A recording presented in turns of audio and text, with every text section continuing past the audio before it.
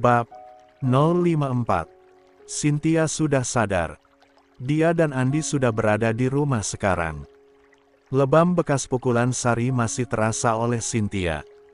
Dia menatap pantulan wajahnya di depan kaca, dan bekas pukulan Sari mulai membekas kebiruan. Dan agak meradang. Disentuh sedikit saja rasanya nyeri sekali.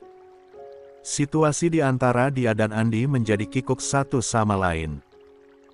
Andi sendiri tidak mengatakan apa-apa, tapi jelas sekali tergambar di wajahnya kalau dia panik karena sudah ketahuan oleh Sari. Cynthia menggeram. Dia langsung mendekati Andi. Aku nggak terima ya diginin. Aku mau laporin Sari ke polisi atas tuduhan penganiayaan. Biar dia dipenjara aja sekalian. Seru Cynthia berapi-api. Andi menoleh dengan kening mengerut samar, nggak usah aneh-aneh. Kamu nggak bakal menang. Bakal menanglah. Ada buktinya kok. Nih, bekas pukulan dia yang bikin aku sampai lebam. Enak aja mau diem doang setelah diperlakukan kasar kayak gini. Sadar dirilah, Cin. Sari bisa ngelapor balik atas pasal perselingkuhan. Yang kena bukan kamu aja, tapi aku juga. Cynthia tetap tidak terima. Dia kesal sekali dengan Sari. Dia mau Sari dipenjara agar dia kapok sudah berani melakukan kekerasan padanya. Biarin aja. Aku nggak terima dipukul kayak gitu. Cynthia tetap ngeyel. Jangan ngeyel kalau aku kasih tahu. Kamu kok malah belain Sari sih, Mas? Kenapa? Takut ya ditinggal sama istri pertamamu yang kaya raya itu. Dua Andi mengepalkan telapak tangannya. Dia sedang tidak dalam suasana hati yang baik sekarang, tapi Cynthia malah keras kepala dan tidak bisa diajak kerjasama. Nggak usah ngomong begitu bisa. Ya kenapa? Sari emang udah ngelukain aku kok. Dia harusnya dipenjara. Cynthia, diam sekarang juga. Aku pening. Jangan banyak bacot bisa gak sih? Cynthia kaget mendengar Andi berkata kasar seperti itu. Sejak Naila meninggal, keharmonisan di antara mereka benar-benar sirna. Sedikit demi sedikit terjadi kekacauan, dan sikap Andi yang baik kepadanya juga hilang perlahan-lahan.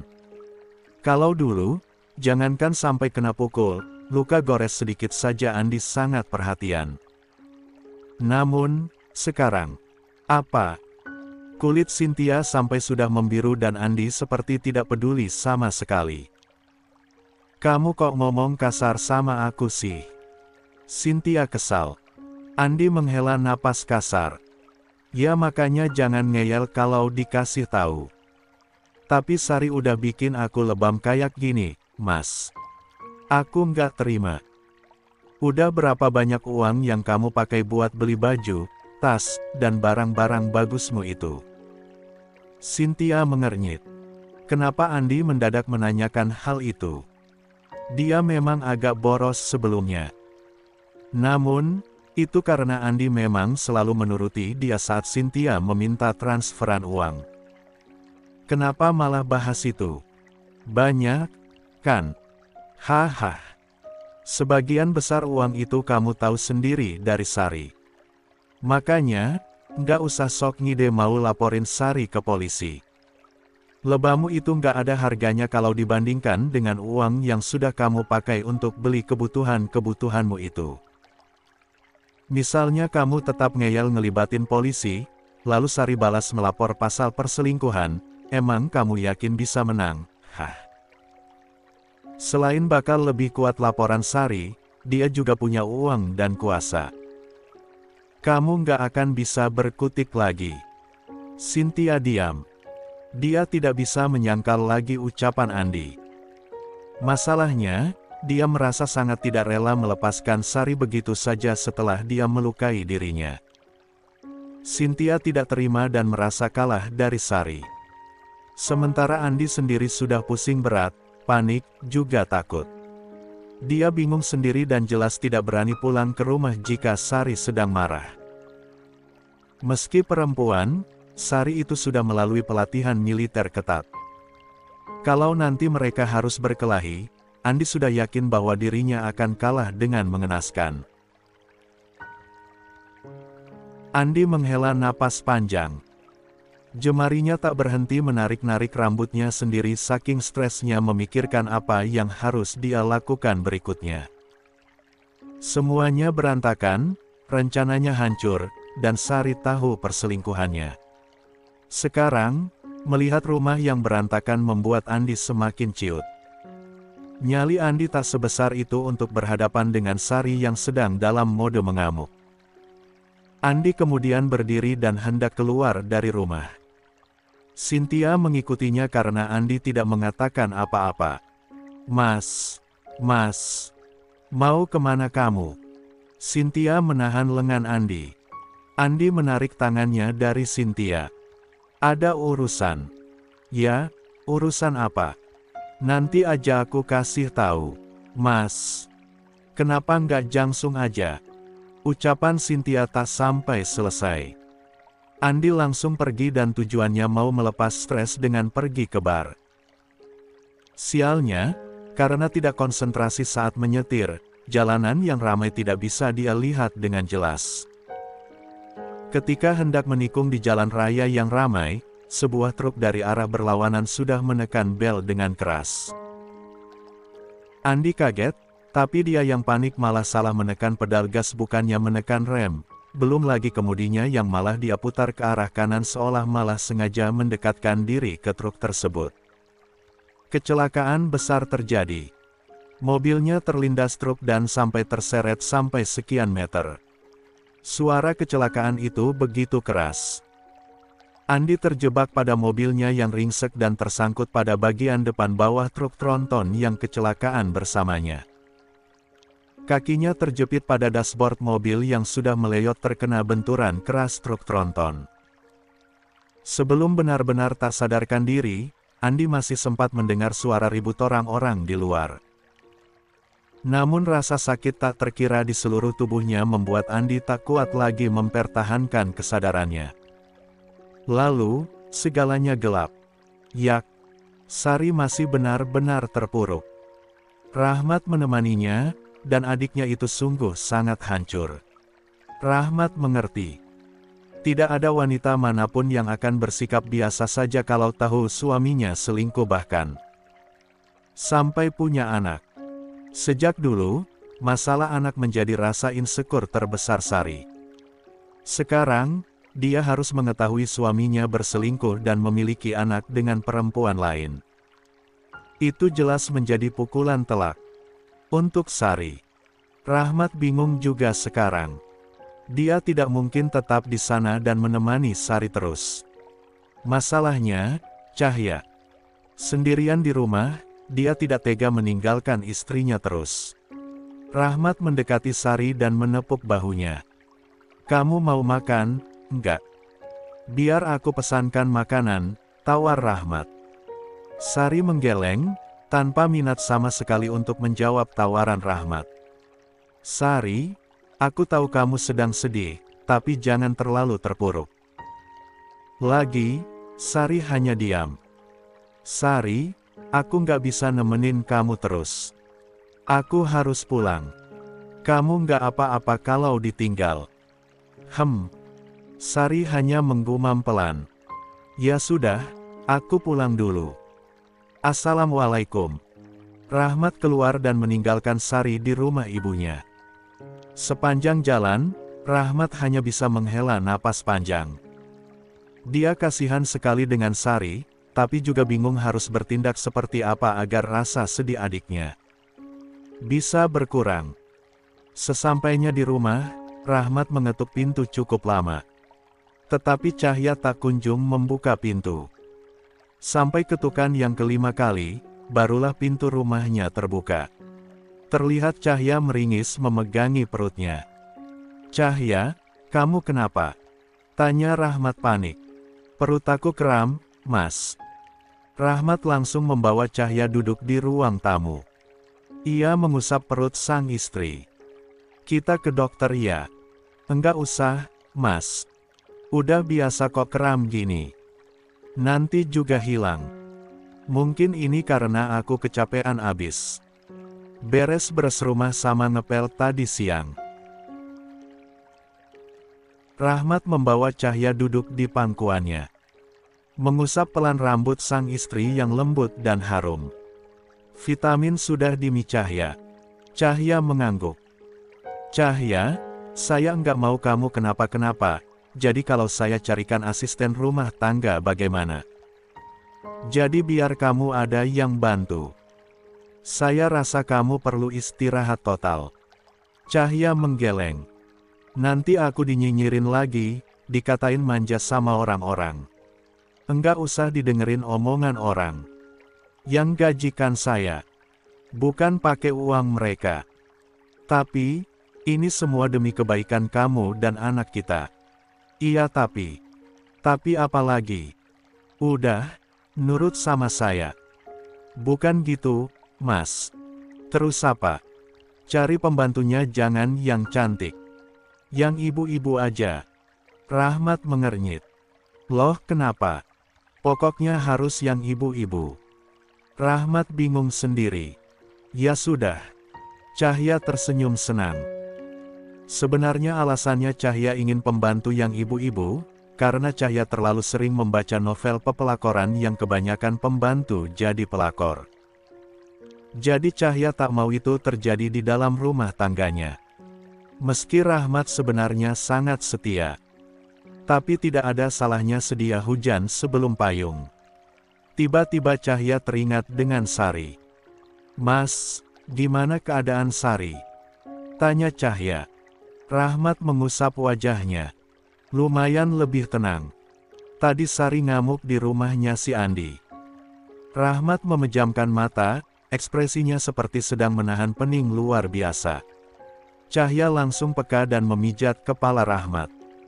Sentuhan tangan Cahya mampu memberikan ketenangan untuk jiwa Rahmat yang sedang suntuk. Rahmat menahan tangan Cahya, nanti kamu capek kalau terus-terusan memijat kepala saya. Enggak kok, Mas. Rahmat memandangi Cahya lekat-lekat, membuat wanita itu langsung salah tingkah dibuatnya.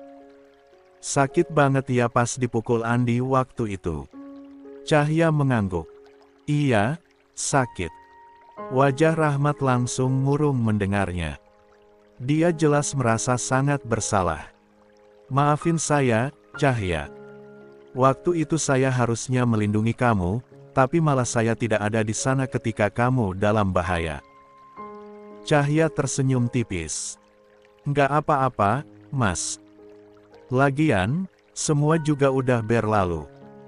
Meskipun mengatakan demikian, Rahmat tetap merasa bersalah. Cahya selalu saja mudah memaafkan orang lain. Padahal, sudah menjadi tanggung jawab Rahmat untuk selalu melindunginya. Mas. Sebenarnya, aku agak jenuh sendirian terus di rumah, Mas. Nggak ada teman, nggak bisa ngobrol sama siapa-siapa pas kamu keluar, ucap Cahya pelan. Rahmat mengusap kepala Cahya pelan. Sabar dulu, ya. Tunggu kandungan kamu lebih besar dan kuat dulu nanti baru masuk kuliah lagi. Kamu mau, kan bersabar sebentar lagi. Cahya diam saja sembari memainkan jemarinya sendiri. Rahmat memahami perasaan Cahya. Meskipun orang itu pendiam dan introvert sekalipun, mereka tetap butuh komunikasi dengan orang lain. Besok saya akan langsung cari orang yang bantu kamu. Ingat, harus yang ibu-ibu ya. Enggak boleh yang masih gadis atau janda muda. Pesan Cahya. Memangnya kenapa sih kalau yang gadis atau janda muda? Tanya Rahmat. Heran karena Cahya request yang aneh-aneh. Takutnya Mas Rahmat tergoda, gitu aja enggak peka. Jawab Cahya sambil mengerucutkan bibirnya. Rahmat melotot. Tapi kemudian geleng-geleng kepala. Ia mencubit gemas pipi Cahya. Kamu ini ada-ada aja sih. Sari lelah bersedih terus. Tenaganya banyak terkuras habis hanya untuk memikirkan kelakuan bejat Andi. Dia mau tidur, tapi ponselnya mendadak berdering. Sebuah nomor asing. Sari mengernyit heran. Siapa? Batinnya. Halo. Apakah benar ini dengan Ibu Sari? Kerutan di dahi Sari semakin tebal.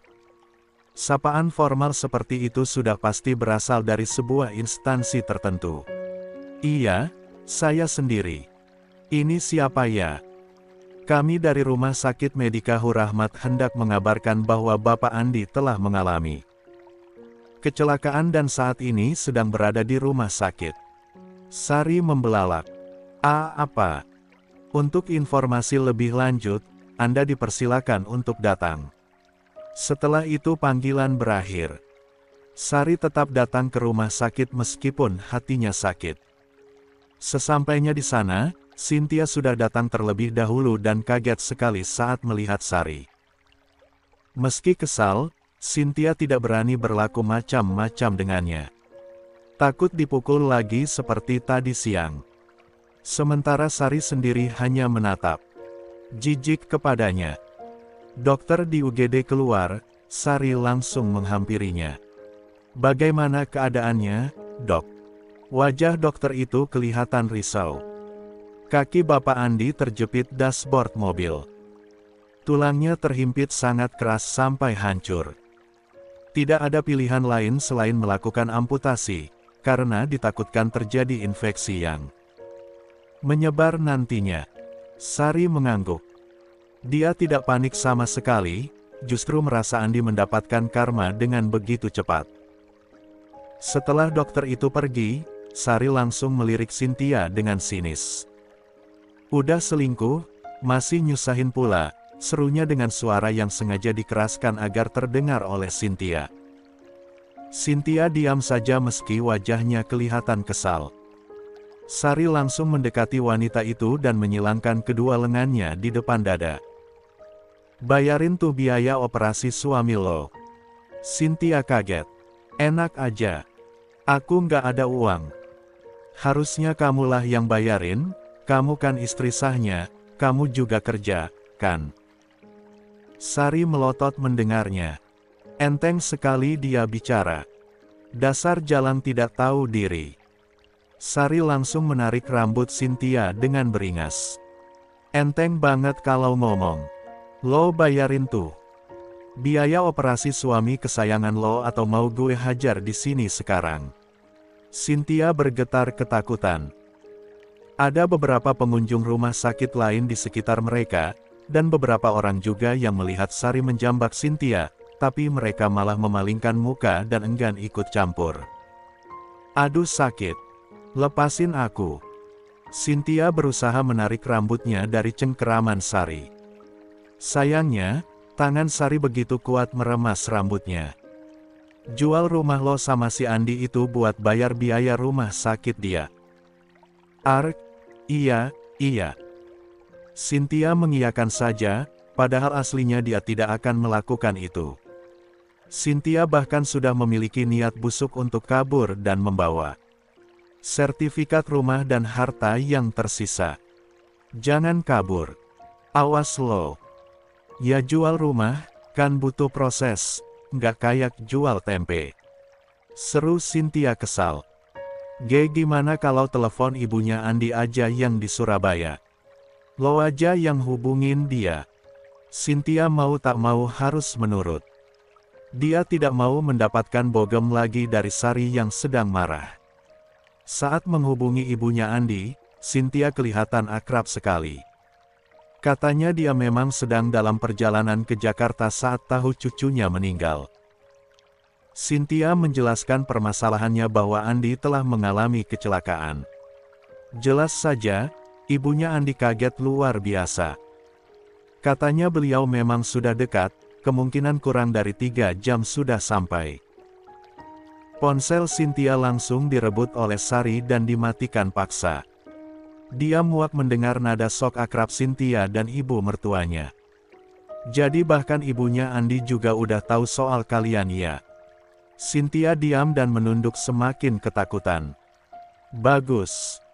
Emang manusia-manusia dajal kayak kalian itu cocok kalau sekongkol. Wah, gue ngerasa bodoh banget ngasih banyak hal ke Andi. Jangan-jangan semua duit yang dari gue itu larinya ke lo semua, ya? Cynthia tidak berani menjawab. Perkataan Andi benar, lama-lama, Sari pasti akan sadar bahwa uangnya mengalir ke kantung Cynthia. Dia takut Sari akan menggugat itu sebagai hutang atau bahkan penipuan. Batin Sari benar-benar hancur lebur. Rasa sakit hatinya begitu besar sampai dia bahkan tidak bisa menjelaskan bagaimana rasanya. Namun, Sari terus berusaha kuat. Dia tidak mau menangis di hadapan Jalang. Tidak tahu diri itu.